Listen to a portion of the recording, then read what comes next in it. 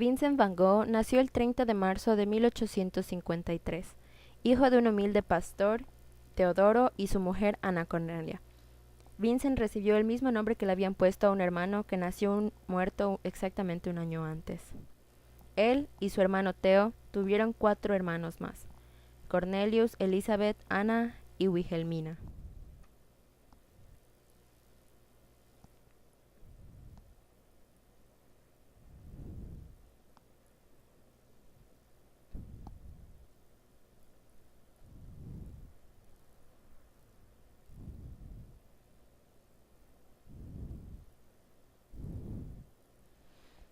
Durante su infancia acudió a la escuela de manera irregular, pues sus padres le enviaron a diferentes internados. El primero de ellos, Sevenberg, en 1864, donde estudió francés y alemán.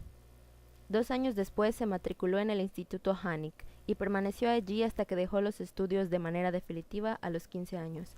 Allí nació su afición por la pintura, aunque durante el resto de su vida se enorgulleció de ser autodidacta.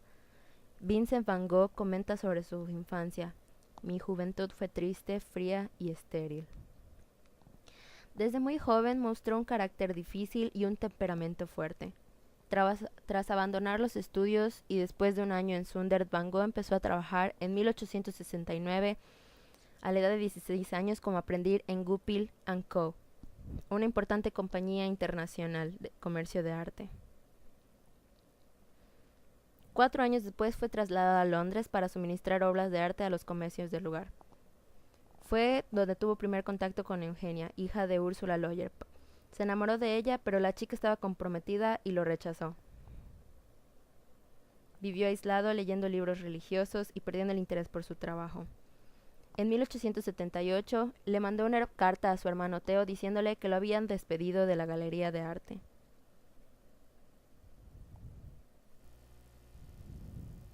Su familia le propuso que abriera él mismo una galería donde podría ofrecer la clase de pintura que él escogiera.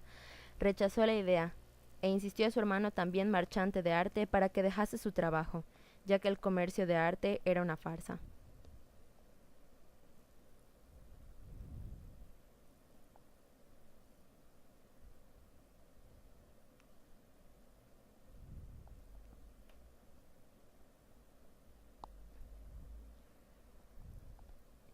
Cuando regresó a Inglaterra, le entusiasmaba la lectura de la Biblia y quiso empezar a trabajar como predicador.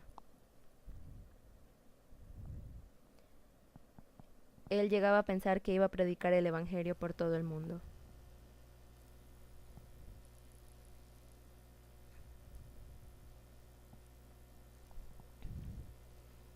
En 1880 hizo amistad con el pintor neerlandés Anton van Rappard y entró a la Academia de Bellas Artes, donde estudió dibujo y perspectiva.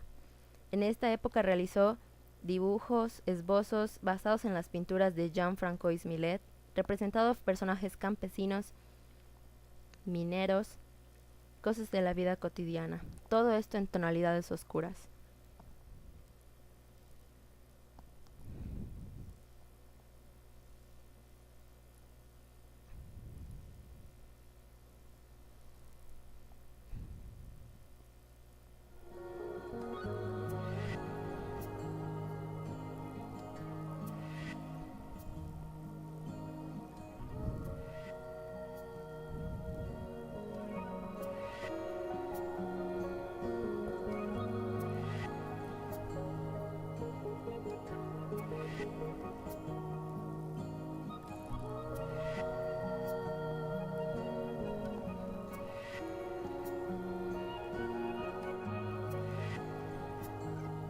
En 1881 viaja a Etten a visitar a su hermano.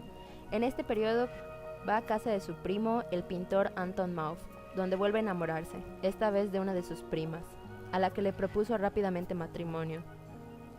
Esta lo rechazó fríamente. A pesar de la negativa, siguió insistiendo. Después regresó a La Haya para Navidad.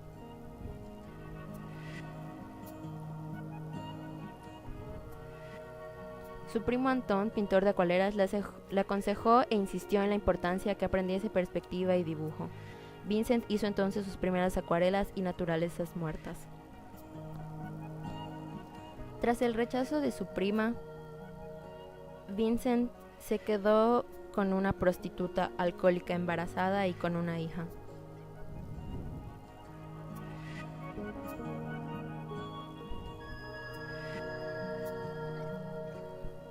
Tanto la madre como la hija le sirvieron de modelo para pinturas como Pena y Niña de rodillas delante de una cuna. En diciembre de 1883, regresa a su casa paterna, después de haberse peleado con su primo.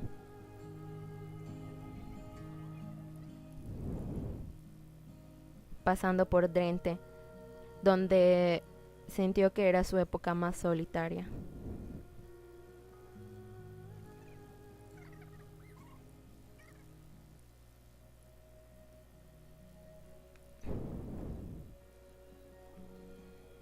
En Newnham fue recibido bien por su familia, que le acondicionó una habitación como un taller. En este periodo se dedicó a dibujar y pintar el trabajo en los telares.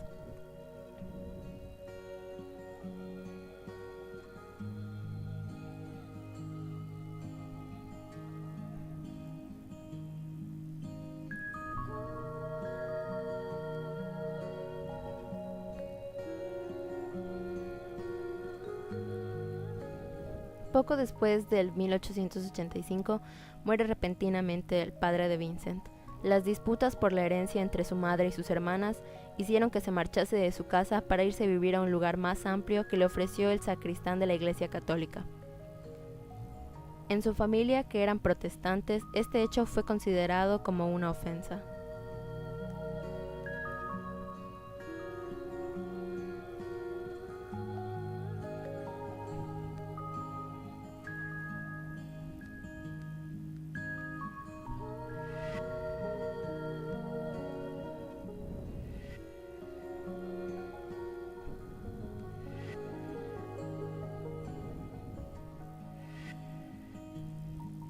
En 1885 viaja a Amberes, donde contrae sífilis.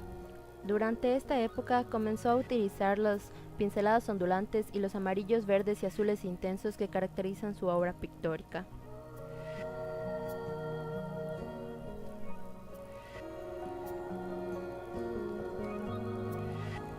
En 1886 viaja a París, donde se empezó a codear con muchos artistas de la época y fueron sus primeros vestigios que tuvo sobre el impresionismo, y su obra empezó a tener mucho más luz que antes.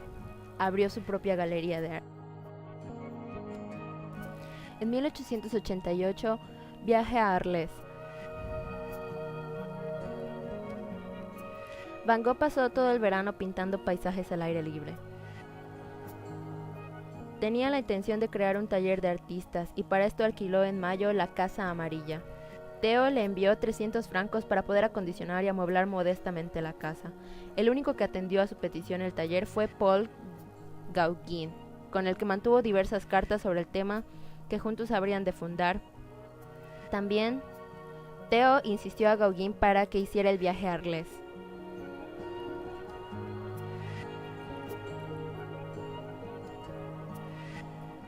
La pintura El jarro con 12 girasoles, pintado en agosto de 1888, Van Gogh buscaba el espíritu del simbolismo.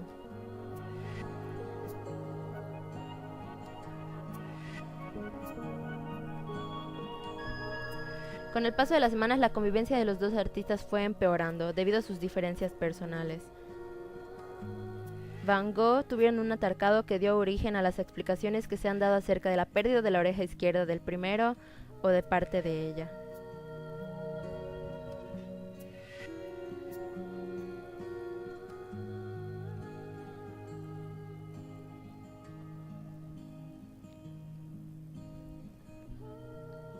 Los últimos años de Van Gogh estuvieron marcados por sus permanentes problemas psiquiátricos, que lo llevaron a ser recluido en sanatorios mentales de forma voluntaria.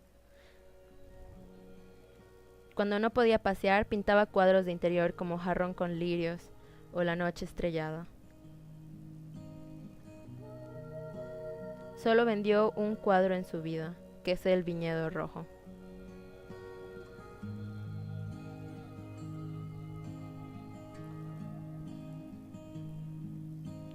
volvió a tener colapsos que le duraban más que en las veces anteriores. Padecía de angustia, terror y alucinaciones con accesos de ira muy intensos. Cuando volvió a escribir a Theo, le explicó que había decidido abandonar la clínica.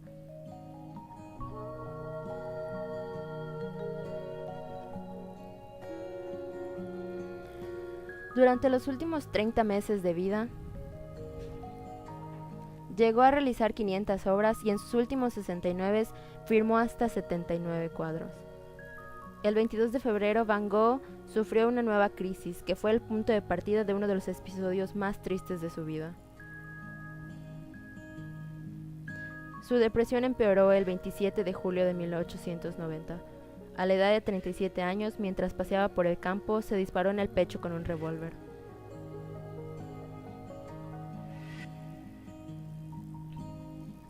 Hay algunas teorías que dicen que en realidad le dispararon, pero nunca sabremos si son ciertas.